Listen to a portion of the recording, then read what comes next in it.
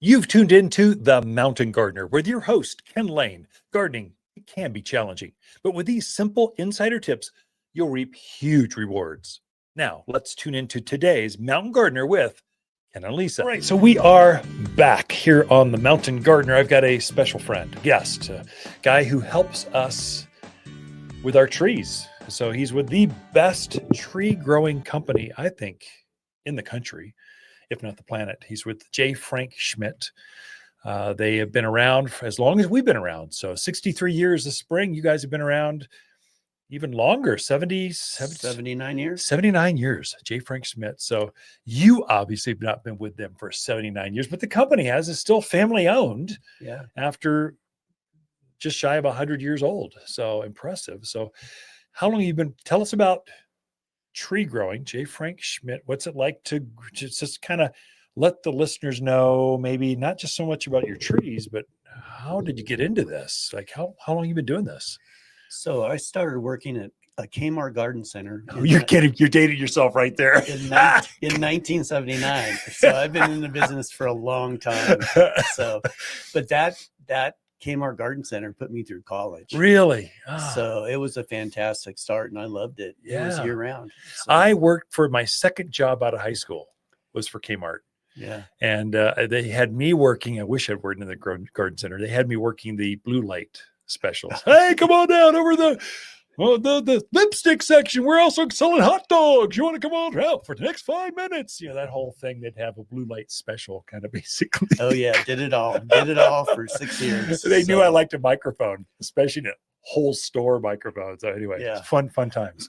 It was a fun time. So I started way back when, and I've been in the horticulture business ever since. Really? Was your degree in horticulture or what? No, my degree was in geography. Really? I was going to be a map maker. Oh, so that kind of got derailed. Interesting. Yeah. So I didn't want to live in St. Louis, Missouri. Is that where all the map makers are? That's where the U.S. Map Agency was at the time. Really? And that was really the only opportunity for me. So I decided against that, and I stayed in retail. Gotcha.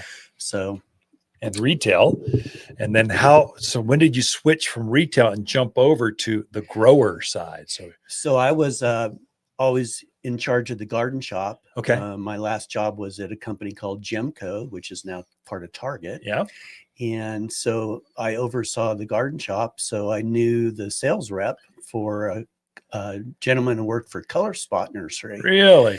So he got promoted, and then I ended up backfilling. Took his spot. And it took his spot. And that was in 1989. And so I became, went to the grower side of the business then. And that was out of what part of the country? Is that Oregon or is Northern California? Northern California. So a lot of growers in Northern California, a lot of growing because the moisture, humidity, climate's perfect.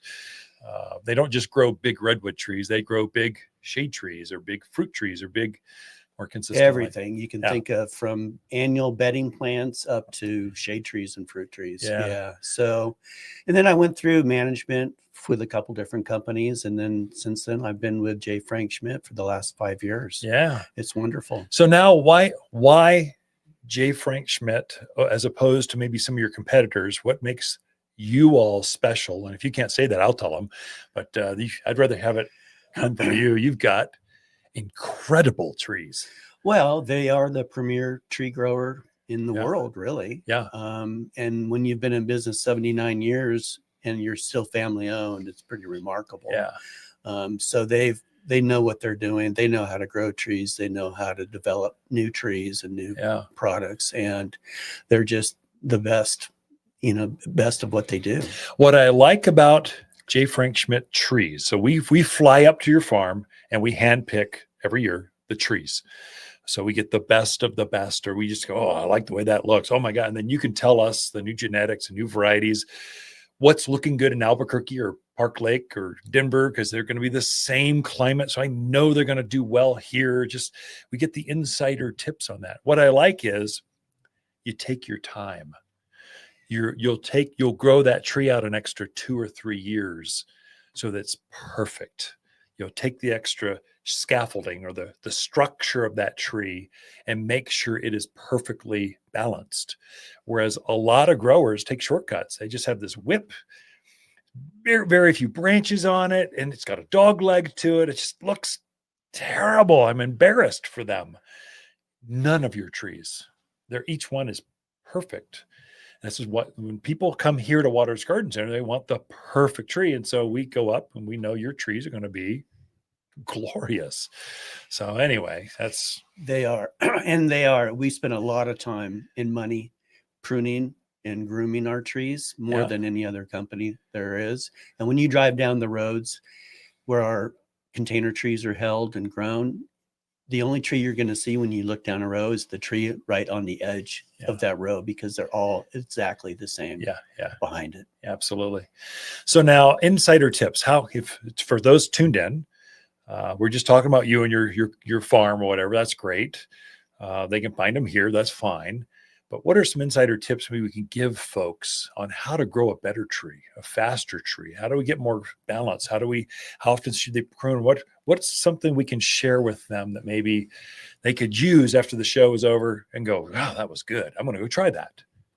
I think one of the most important things about when you plant a new tree is how much water you give it. Okay. A lot of people think that if you plant a tree in your grass in the backyard or front yard, that the sprinkler system is going to take care of that tree. Right. And that's not true. That's true. Yeah. These trees have to be deep watered for the first year, even in the winter time. Yeah. Even after, unless you get a lot of snowpack, you still need to water your trees, and you need to deep water them. You need to put that hose on them and let that hose trickle on a tree for 15 to 20 minutes at least. Yeah. And that in the summertime, it's twice a week. Yeah, I would agree. So, and then the fertilizer, if you really want that tree to grow, you need to fertilize it once a month with some type of all-purpose or tree fertilizer. Yeah, for that first year. So especially if you're going to get it. So you got to get the roots from that. It's a 15-gallon size tree. That's the average.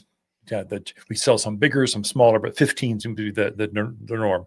So that's a close to a 2-foot deep root, and maybe it's 18 inches round. And so you put that in the ground, and you need to have water push through that root zone all 2 feet, and then a little bit more. So you're encouraging the roots to chase after that water a deeper rooted tree. Whereas a lawn or something a more frequent but lighter watering, the water doesn't go all through the entire root zone. So you start to lose the bottom parts of the root. You only have real shallow root structure. When a windstorm or a drought or something happens, all of a sudden that tree suffers or dies or it looks awful because it was never encouraged to root as deep as it should have been. Yeah. And then actually sometimes I've seen it where the roots actually grow up to the level of the soil and start going out, which is really detrimental to the tree. So the roots are growing above ground, you're saying, or running across just underneath the surface of the grass or the mulch or the running over to the flower bed. They're trying to find water. Correct. Because they were never encouraged to go real deep. They're running over across the yard trying to find the food and the water. So then the tree spends more time searching for water than it does growing. Yeah. So Oh, interesting. So it's going to be focus that growth on the root structure because it's starving. It wants to find, it's going to try to live. So it will sacrifice growth up top in order to get more roots down to go to find that flower bed over there or the shrub row over here. It's focused on roots. Right. I get that right? Yeah. That does make sense. Yeah. Oh, interesting. Yeah. I think for my experience here in the mountains of Arizona, digging the right size hole. Sometimes we've got rocks and caliche layers, just nasty stuff. Putting the energy into that hole as you're planting it, and then amending that so the roots want to grow. It loosens up the soil, keeps it lighter so the roots can get through easier. And then the deep rooting, and then there's no food in our soil. Mm-mm. You've got to supplement some nutrients in there to make that plant really flush out fast. This is especially important if you've got privacy screens or windbreaks. You don't want to see that neighbor like tomorrow. Like I need them gone. Encourage that thing to grow fast. And regular feeding is and I think organic foods are a better source. So if you're going to buy a tree and spend the time, and spend your hard-earned money on a tree, then make sure that you're going to It's get gonna the grow. amendment Yeah. and the fertilizer and take care of it. That's a good tip. So Mike Neenan with J. Frank Schmitt, the premier, I would say the Cadillac, no, the Mercedes, the Lexus of tree growers. And you're our main tree guy here at Waters Garden Center. Thank you, Mike, for being here. Waters Garden companion plants in May are Indian hawthorn, purple robe locust, Prescott sunshine geraniums, and vining akebia. Akebia is a super vigorous vine with dangling fragrant flowers. She proliferates up arbors, pergolas, fences, and stunning as a ground cover to retain hills. One of the fastest growing evergreen vines you can plant in the gardens. You'll only find the hardiest vines at Waters Garden Center, 1815 Iron Springs Road in Prescott. For a more fruitful garden, increased success in the landscape that just feels better, then tune in daily to the Mountain Gardener podcast. Subscribe through your favorite podcast streamer or visit watersgardencenter.com. Better yet, visit me directly right here at Waters Garden Center. Thanks for tuning in.